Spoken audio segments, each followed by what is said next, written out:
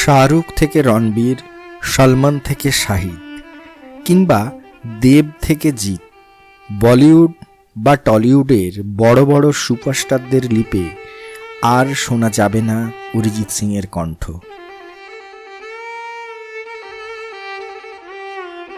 মাত্র ৩৮ বছর বয়সে আসমুদ্র হিমাচল স্তম্ভিত করে খ্যাতির মধ্য গগনে থাকা অরিজিৎ সিং হঠাৎ এক্স হ্যান্ডেলে ২৭শে জানুয়ারি একটি পোস্ট করেন, I am calling it of.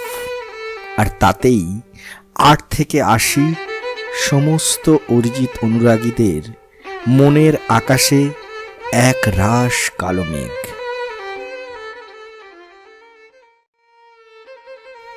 বারো ঘন্টা প্রায় পেরিয়ে গেছে যখন এই ভিডিও বানাতে বসেছি, এখনো যেন বিশ্বাস করতে পারছি না। গলায় কান্নার দলা পাকিয়ে আসছে, একটা অদ্ভুত অনুভূতি ভাষায় প্রকাশ করা যাচ্ছে না। বুকের ভেতরটা দুমড়ে মুচড়ে যাচ্ছে, অথচ শরীরে কোনো আঘাত নেই।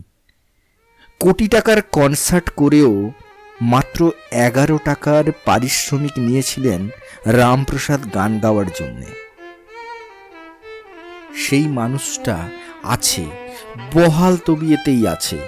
হয়তোবা এই মুহূর্তে জিয়াগঞ্জের মাটিতে দাঁড়িয়ে সেই পরিণত পরিচিত লাজুক হাসিটা হাসছে।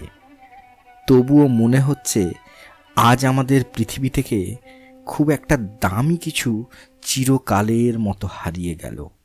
মনে হচ্ছে আমাদের জীবনের সব থেকে প্রিয় বইটার শেষ পাতাটা কেউ হঠাৎ ছিঁড়ে নিয়ে গেল। চোখ বন্ধ করলেই ফিরে যায় ২০১১-র সেই প্রথম আত্মপ্রকাশ।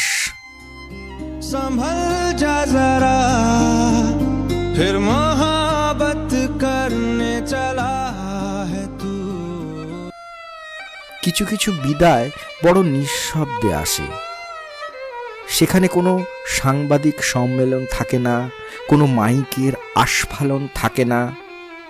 সমাজ মাধ্যমে একটা ছোট্ট বার্তা, আর তার পেছনে লুকিয়ে থাকা এক মহাসমুদ্রের গভীরতা। অরিজিৎ সিং মানেই গত এক যুগ ধরে আমাদের প্রতিটি নিঃশ্বাস প্রশ্বাসের সাথে জড়িয়েছিল তার ওই একটি কণ্ঠস্বর, যার গলার শিরায় আমাদের প্রেম, আমাদের বিচ্ছেদ, আমাদের প্রার্থনার আশ্রয় পেয়েছিল। আজ তুমি সরে গেলে, কিন্তু মনে রেখো সম্রাট, সিংহাসনটা কিন্তু তোমারই থাকলো, কারণ রাজা বদলায়, রাজ্য নয়। আমরা চাতক পাখির মতো চেয়ে থাকবো তোমার ইন্ডিপেন্ডেন্ট মিউজিকের দিকে। সিনেমার স্বার্থে নয়, নিজের স্বার্থে, নিজেদের আত্মার খুশিতে তুমি যা গাইবে সেটাই আমাদের কাছে অমৃত। তোমার এই স্বাধীন কণ্ঠস্বর, এই মুক্ত সুরের ধারা যেন সব সময় আমাদের ভিজিয়ে দেয়, কারণ তুমি গাইলে পৃথিবী শান্ত থাকে, তুমি গাইলে আমরা বাঁচতে শিখি। ভালো থেকো জাদুকর, তোমার এই নতুন পথ চলাও আমাদের কাছে এক মহাকাব্য হয়ে থাকুক। শেষে তবুও কিন্তু বলতে চাই, জানে কি জিদ না করো,